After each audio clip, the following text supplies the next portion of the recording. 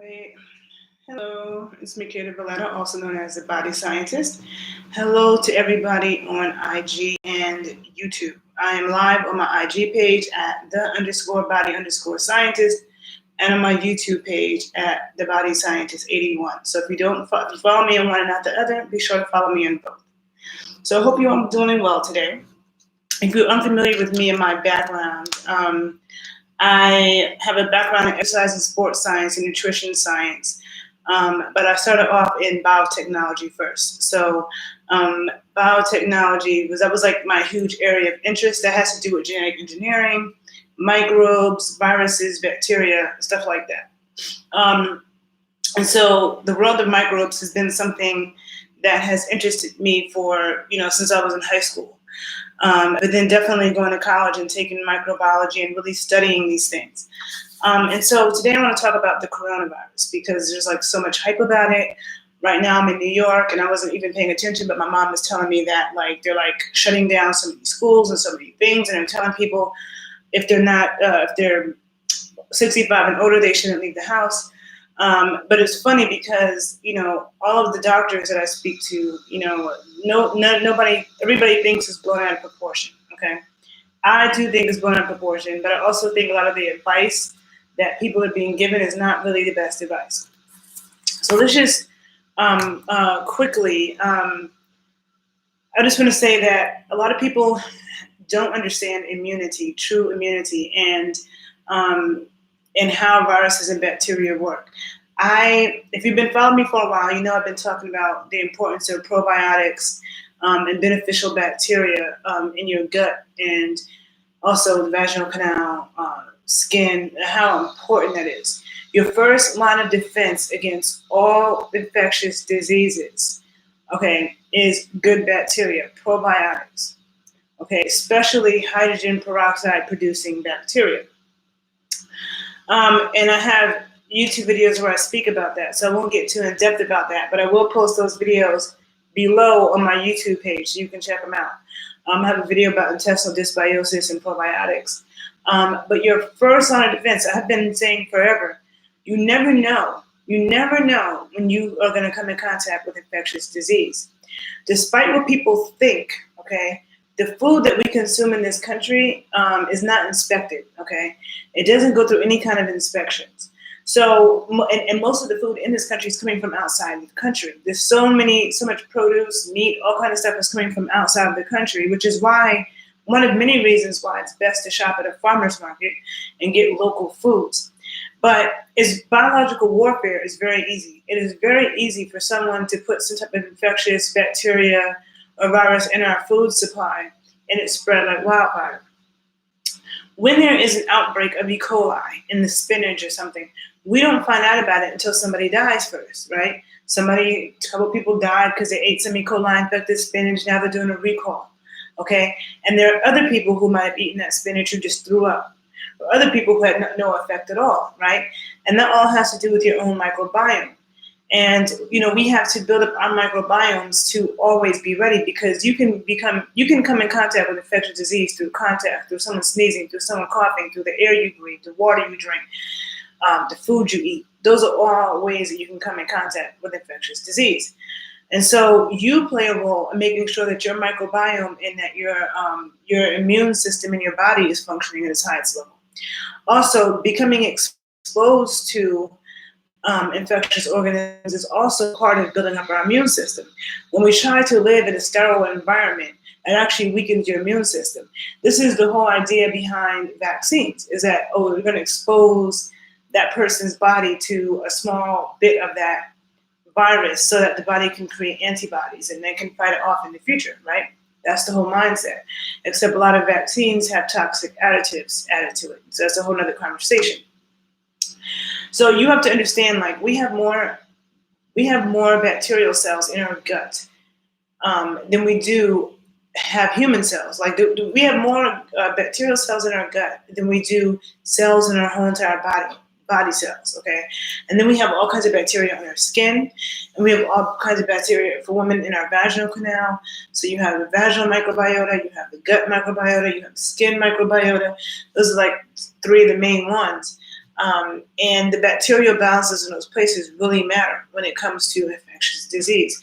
So if you want to prevent all infectious disease, okay, all infectious disease, you have to always be conscious of getting a lot of good bacteria into your system, okay? A lot of good bacteria into your system. You want to eat fermented foods. Every culture had fermented foods, whether it be fermented dairy, like sour cream, yogurts, cheeses, or whether it be fermented vegetables like kimchi, like American sauerkraut used to be fermented. I think Haitian pickle is fermented. Mexican, is it cortado? I forget. But they're all similar, like this fermented cabbage. So you want to make sure, and also if you're consuming fermented like vegetables, the liquid that the vegetables are in, you could take a teaspoon of it medicinally to get a probiotic shot, okay? So, and also recommend taking probiotics as a supplement, because every single time you take antibiotics, every single time in your life that you have been given antibiotics, it wipes out all of your flora, all of your gut flora, and then the bad bacteria mutate. They mutate to antibiotic, artificial antibiotic properties. So when you use antibacterial soap, when you take antibiotics, it kills all the bacteria. The bad bacteria mutate very quickly, okay, very quickly, and now you have another strain, a stronger strain. That's where you get a lot of super strains of bacteria. And same thing is true with viruses. Viruses also mutate. Viruses and bacteria are not the same. Bacteria are living organisms that reproduce. Viruses are not living organisms. Viruses hijack cells and inject its DNA to take over the cell, okay? But viruses can mutate. And this is the problem with, taking antiviral drugs, or people going to Africa and giving out a whole bunch of antiviral drugs, because the viruses mutate, and now you have super strains and you have all these other strains. And so same thing is true with the coronavirus and the flu. There's many different strains of the flu and the coronavirus. So you could take a vaccine for the flu, and it's for one type of flu, and there's like 200 different types of flu viruses. So it won't protect you against those other ones, So that's not true immunity. And so also, so I've known since I was in 10th grade biology that, which was in the 90s, like you don't want to use hand sanitizer. If you're going to use hand sanitizer or any kind of antibacterial wipes, it needs to be natural. So make tea tree oil and grapefruit seed extract, maybe oregano oil, olive leaf extract, hydrogen peroxide, things like that, right? But garlic, okay, all of those things are very, aloe, all of those things are very potent antimicrobial, very potent antimicrobial things to use, that bacteria and viruses do not mutate against. But any of the artificial stuff, they mutate against that. So that's an issue. Now you have people trying to prevent coronavirus by walking around with masks on and using hand sanitizer. All that antibacterial hand soap and hand sanitizer is it's all antibacterial and not antiviral. There's a difference between antibacterial and antiviral. Okay, so there's a difference between antibacterial and antiviral. So stuff that's antibacterial that kills bacteria does not kill viruses. So it doesn't even make sense. It's like if you have a viral infection and the doctor gives you antibiotics, it doesn't make sense, because antibiotics don't work on viruses, they work on bacteria, okay? So that's another thing. And then the people walking around with the mask, right? If you have on a mask that just covers up this part of your face, it's like the virus with the coronavirus. It can get into your body through mucous membranes, and it lives on surfaces for like a few days, right? So you wear this little mask, it can still be in your hands, it can get in through your eyes, it can get in, through here, it can get into different parts of your body. So unless you're gonna walk around with a plastic suit on, that little mask is not doing much for you. And in order for a mask to even be effective in that way, it has to be fit a certain way. So wearing those masks is like pretty silly, and it's not really. Also, the other thing is you cannot stop bacteria and viruses from spreading. The same way you can't stop GMOs, GMO Like when people start genetically modifying the food, and like you might have people in Mexico who are like, we don't want GMO corn. They can't stop that because genetically modified genes, when you start to do that, those genes are going to travel regardless. When bees pollinate, they're going to blow, they're going to travel. So you could try your best. You could have your own little organic farm in your own yard. And you're like, I don't want any GMO. But that doesn't mean that GMO is not going to end up in your yard. That stuff travels. So there's no way to contain anything. There's no way to contain viruses and bacteria in a certain area. Like we're only going to keep it like all these quarantines, and none of that is going to work. It's not going to stop the spread of it. So what people want to understand true immunity, like I saw somebody say something true, but better be safe than sorry. But that's not safe. That's not what safe is. Safe is not you just living life and like, I'm going to put a mask on my face and stay in the house. That's not, safe is building up your immune system, making sure that you always have a lot of good bacteria in your gut, that you're always taking, every time somebody takes antibiotics, and some people have taken antibiotics more than once in their life. Every single time you take a course of antibiotics, it severely destroys your gut flora. Women who are on birth control pills, it severely destroys your gut flora. And if you're using antibacterial soap every time you go to the bathroom, all that stuff severely destroys your flora. So if you want to have a strong immune system, period, because you never know when you're going to be exposed to infectious disease. Every time we hear about something, it's already gotten out, okay? Also, a college campus, if anybody who's been in a college biology class knows, their college students have access to toxic, disease-causing organisms, and that you're working with on a college campus that you can easily take out and put on somebody and create an epidemic, right? So you want to always be sure that you're eating fermented foods on a daily basis, getting high dosage of probiotics. And I talk about that in my other videos, what a high dosage is. I'm not talking about 5 billion a day. I'm like 100, 200, some people 300, 400 billion a day of probiotics. You want to make sure that, you're using, first of all, of course, soap and water, but you also want to consume like olive leaf extracts, and olive leaf extracts and oregano oil are very, very potent. You can put that in your tea, your water, drink that. Green tea and echinacea. Green tea is super important for building up your immune system. It works well with echinacea. Making sure your vitamin D is on point, because there are vitamin D receptors in every cell in our body, and there are lots of vitamin D receptors in our T cells and all of our immune cells. Vitamin D plays a huge role with being able to, the body being able to get rid of viruses and bacteria out of our system. And there's many mechanisms, but one of them is through macrophagy, where it will eat that toxin or whatever that is, virus, bacteria, eat it and disintegrate it. And most people on the planet have a vitamin D deficiency. You get vitamin D from cod liver oil, from grass-fed cream, the cream and eggs from like grass-fed pasture chickens and cows, but liver, cod liver oil, liver, fish livers is like the highest source of vitamin D. And then of course the sun, but that depends on where you are, and that depends on the time of day that you're outside and all those other things. But most people in the world definitely have a vitamin D deficiency, and that's also really, really important, even more so than vitamin C when it comes to your immune system. Also, when it comes to the coronavirus, one thing that's being blown out of proportion is that the percentage of people dying from the coronavirus is much smaller than the percentage of people who are dying from the flu. So thus far, there's 100,000 illnesses for the coronavirus, 100,000, right? And there's been 3,000 plus deaths, right?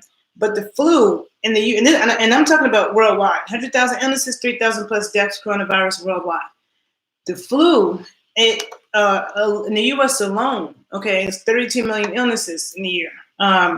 32 million illnesses, 310,000 hospitalizations, and 18,000 deaths, okay? So way more people are dying from the flu, okay? And the flu can also kill you, but the people who die from the flu and the people who die from the coronavirus also already have a compromised immune system. That's the other thing. Babies, the elderly, but the sickly elderly, not just if you're like a healthy 70-year-old, no.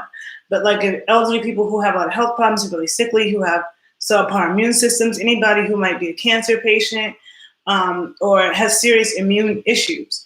The people, those people need to be super careful, and they're more vulnerable to dying from the illness, from the virus. Most people who've gotten infected by the coronavirus have not died from it and are not going to die from it. So it's not like if you get it, oh my God, it's a death sentence, you're going to die, and blah, blah, blah. So this is, and like I said, I haven't come across a single doctor. I was around a client of mine yesterday who is a surgeon.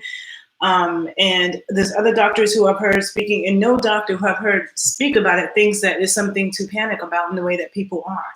And then the things that people are doing to prevent it, like you're using, and when you use artificial hand sanitizers and antibacterial wipes, that stuff causes super strains of bacteria, infectious bacteria. That is not what you want to do. It also breaks down your own immune system. You need to keep good bacteria all over your skin. Your skin is also your first line of defense of what gets in your body, okay? So you want your skin to be healthy. If you're putting a whole bunch of toxic chemicals on your skin, and you're putting antibiotic agents on your skin that's killing all the bacteria, now, you know, you're destroying your body's mechanisms to even protect you from what enters your skin.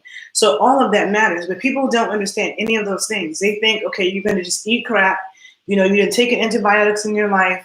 You're not doing anything. You're not putting any probiotics in your diet. You're not eating any fermented foods. You're using regular lotion, and you know, you got a vitamin D deficiency. You know, that's not healthy, and that someone like that will have a weakened immune system. You know, weaker than usual. So yes, so I think that is everything.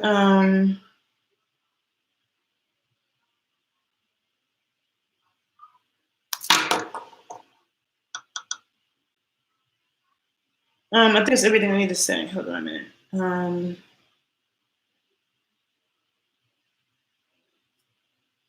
Yeah, and I predicted a long time ago. Like, you know, people are soon going to be turning into germaphobes, so they're going to walk around in plastic bags. Because what I'm saying about coronavirus is also, there's a lot of similar things when it comes to safe sex and condom usage.